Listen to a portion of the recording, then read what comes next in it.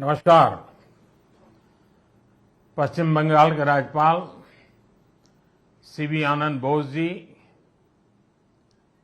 मुख्यमंत्री आदरणीय ममता जी, केंद्रीय मंत्रिमंडल के मेरे सहयोगी अश्विनी वैष्णव जी, सुभाष सरकार जी, निशित प्रामाणिक जी, जॉन बारला जी, नेता विपक्ष शुभेंदु अधिकारी जी, सांसद प्रसून जी, मंच पर विराजमान अन्य साथी, देवी और सज्जनों,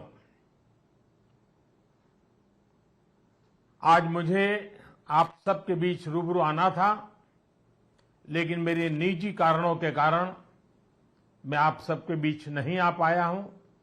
इसके लिए मैं आपकी बंगाल की क्षमा चाहता हूं। बंगाल की पुण्य धरती को, कोलकाता की ऐतिहासिक धरती को आज मेरे लिए नमन करने का अवसर है। बंगाल के कण कण में आजादी के आंदोलन का इतिहास समाहित है।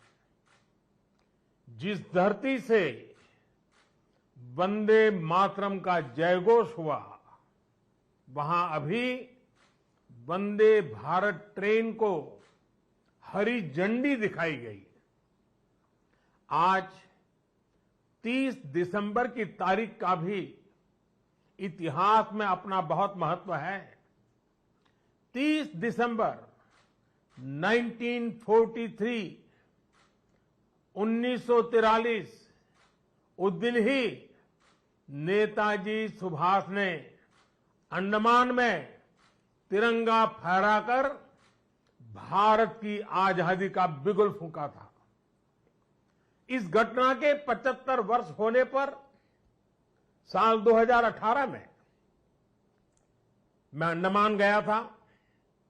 नेताजी के नाम पर एक द्वीप का नामकरण भी किया था। और अब इस समय देश आजादी के 75 वर्ष का पर्व मना रहा है, अमृत महोत्सव मना रहा है। इसी अमृत महोत्सव में देश ने 475 वंदे भारत ट्रेन शुरू करने का संकल्प लिया था। आज इसी में से एक हावड़ा न्यू जलपाईगुड़ी वंदे भारत ट्रेन यहां कोलकाता से शुरू हुई है।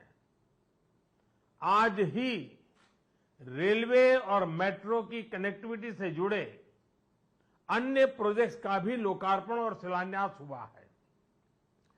करीब 5,000 करोड़ रुपए की लागत से जोका बीबीडी बाग मेट्रो प्रोजेक्ट पर काम हो रहा है। इसमें से जोका तरालता मेट्रो रूट बनकर तैयार हो गया है। इससे शहर के लोगों की ईज ऑफ लिविंग और बढ़ेगी। साथियों, कुछ देर बाद ही मुझे गंगा जी की स्वच्छता और पीने के पानी से जुड़ी अनेक परियोजनाएं पश्चिम बंगाल को सौंपने का अवसर मिलेगा। नमामि गंगे मिशन के तहत पश्चिम बंगाल में सीवरेज के 25 से ज्यादा प्रोजेक्ट्स को मंजूरी दी गई है। इनमें से 11 प्रोजेक्ट पहले ही पूरे हो चुके हैं और 7 प्रोजेक्ट आज पूरे हो रहे हैं। आज 1,500 करोड़ की लागत से 5 नई परियोजनाओं पर काम भी शुरू हो रहा है। इसमें जो प्रमुख है वो है आदि गंगा नदी का पुनरुद्धार। मुझे बताया गया है कि अभी आदि गंगा नदी की स्थिति दुर्भाग्य से बहुत खराब है। इसमें जो कूड़ा कचरा गिरता है, सीवर का गंदा पानी गिरता है, उसकी सफाई के लिए 600 करोड़ रुपए से अधिक का आधुनिक इंफ्रास्ट्रक्चर तैयार किया जा रहा है। हम लोग अक्सर व्यक्ति के जीवन में प्रिवेंटिव हेल्थ केयर की बात तो करते रहते हैं और हम कहते हैं कि दिनचर्या वो होनी चाहिए कि बीमारी की नौबत ही ना आए। ठीक इसी तरह नदी की गंदगी को साफ करने के साथ ही केंद्र सरकार प्रिवेंशन पर भी बहुत जोर दे रही है और इस प्रिवेंशन का सबसे बड़ा और आधुनिक तरीका है ज्यादा से ज्यादा आधुनिक सीवेज ट्रीटमेंट प्लांट। आने वाले 10-15 साल बाद की जरूरतों को ध्यान में रखते हुए देश में आज ही आधुनिक सीवेज ट्रीटमेंट प्लांट लगवाए जा रहे हैं। आजादी के अमृत काल में हमें फॉरवर्ड लुकिंग सोच और अप्रोच के साथ देश को आगे ले जाना है। साथियों, इस 21वीं सदी में भारत के तेज विकास के लिए भारतीय रेलवे का भी तेज विकास, भारतीय रेलवे में तेज सुधार, ये सारी बातें बहुत जरूरी हैं। इसलिए आज केंद्र सरकार भारतीय रेलवे को आधुनिक बनाने के लिए, रेलवे इंफ्रास्ट्रक्चर को आधुनिक बनाने के लिए रिकॉर्ड इन्वेस्टमेंट कर रही है। आज भारत में भारतीय रेलवे के कायाकल्प का राष्ट्रव्यापी अभियान चल रहा है। आज वंदे भारत, तेजस, हमसफर जैसी आधुनिक ट्रेनें देश में बन रही हैं। आज विस्टाडोम कोचेज रेल यात्रियों को नए अनुभव करा रहे हैं। आज सुरक्षित आधुनिक कोचेज की संख्या में रिकॉर्ड वृद्धि हो रही है। आज रेलवे स्टेशन को भी एयरपोर्ट की तरह विकसित किया जा रहा है। न्यू जलपाईगुड़ी स्टेशन भी इसी लिस्ट में शामिल है। आज रेलवे लाइनों का दोहरीकरण, रेलवे लाइनों का बिजलीकरण जिस रफ्तार से हो रहा है वो पहले कभी नहीं हुआ। देश में जो ईस्टर्न और वेस्टर्न डेडिकेटेड फ्रेट कॉरिडोर बन रहे हैं वो लॉजिस्टिक्स सेक्टर में क्रांतिकारी बदलाव लाने वाले हैं। सुरक्षा हो, स्वच्छता हो, सामर्थ्य हो, सामंजस्य हो, समय की पाबंदी हो, सहूलियत हो, भारतीय रेलवे आज एक नई पहचान बनाने की हम सबकी कोशिश रंग ला रही है। बीते 8 वर्षों में भारतीय रेलवे ने आधुनिकता की नींव पर काम किया है। अब आने वाले 8 वर्ष में हम भारतीय रेलवे को आधुनिकता की नई यात्रा पर निकलते हुए देखेंगे। भारत जैसे युवा देश के लिए भारतीय रेल भी युवा अवतार लेने जा रहा है और इसमें निश्चित तौर पर 475 से ज्यादा वंदे भारत ट्रेनों की बड़ी भूमिका होगी। साथियों, आजादी के बाद के 7 दशकों में 20,000 रूट किलोमीटर रेल लाइन का बिजलीकरण हुआ। वहीं 2014 में हमारी सरकार बनने के बाद बीते 7-8 वर्षों में ही 32,000 रूट किलोमीटर से ज्यादा रेल लाइन का बिजलीकरण हो चुका है। ये है देश के काम करने की रफ्तार, रेलवे के आधुनिकीकरण की रफ्तार। और इस रफ्तार को तेज करने के लिए अब भारत में दुनिया के सबसे शक्तिशाली बिजली के रेल इंजनों का भी तेजी से निर्माण हो रहा है। साथियों, आज के भारत की स्पीड और स्केल का एक और प्रमाण हमारा मेट्रो रेल सिस्टम है। कोलकाता के लोग जानते हैं कि दशकों से मेट्रो रेल पब्लिक ट्रांसपोर्ट का कितना बेहतरीन माध्यम रही है।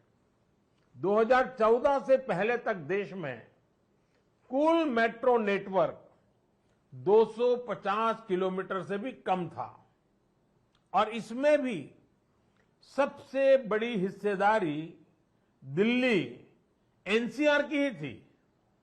केंद्र सरकार ने इस स्थिति को भी बदलता हुआ है, उसको बदलने का पूरा प्रयास किया है और बहुत तेजी से बदला है। बीते 8 वर्षों में हमने मेट्रो का 2 दर्जन से अधिक शहरों तक विस्तार किया है। आज देश के अलग अलग शहरों में लगभग 800 किलोमीटर ट्रैक पर मेट्रो चल रही है। 1000 किलोमीटर के नए मेट्रो रूट पर तेजी से काम चल रहा है। जोका बीबीडी मार्ग मेट्रो परियोजना इसी संकल्प का हिस्सा है। साथियों, पिछली सदी के भारत की 2 और बड़ी चुनौतियां रही हैं जिन्होंने देश के विकास पर बहुत नकारात्मक असर डाला है। एक चुनौती रही इंफ्रास्ट्रक्चर के कार्यों में विभिन्न एजेंसियों में तालमेल की कमी और दूसरी चुनौती रही ट्रांसपोर्ट के विभिन्न साधनों में भी आपसी तालमेल का जीरो होना। इसका नतीजा ये हुआ कि सरकार के एक विभाग को पता ही नहीं होता था कि दूसरा विभाग कहां नया काम शुरू करने वाला है। इसका खामियाजा देश के ईमानदार टैक्स पेयर को उठाना पड़ता था। देश का ईमानदार टैक्स पेयर हमेशा से सरकारी पैसे की बर्बादी से, परियोजनाओं में देरी से, भ्रष्टाचार से नफरत करता है। जब वो देखता है कि उसकी गाढ़ी कमाई से दिए हुए टैक्स से गरीब का नहीं बल्कि किसी भ्रष्टाचारी का भला हो रहा है, तो उसका खिन्न होना स्वाभाविक है। पैसे की इसी बर्बादी को रोकने के लिए विभागों में, सरकारों में तालमेल को बढ़ाने के लिए पीएम गति शक्ति नेशनल मास्टर प्लान लागू किया गया है। अब चाहे विभिन्न राज्य सरकारें हो, अलग अलग सरकारी विभाग हो, कंस्ट्रक्शन से जुड़ी एजेंसियां हो या इंडस्ट्री के लोग हो, सब एक ही प्लेटफॉर्म पर आ रहे हैं। पीएम गति शक्ति देश में ट्रांसपोर्ट के अलग अलग माध्यमों को जोड़ने, मल्टी मॉडल कनेक्टिविटी के काम को भी गति दे रहा है। आज देश में रिकॉर्ड तेजी से हाईवे बन रहे हैं, एयरपोर्ट बन रहे हैं, वाटरवे बन रहे हैं, नए पोर्ट बन रहे हैं और इसमें भी सबसे बड़ी बात यह कि इन्हें अब इस तरह तैयार किया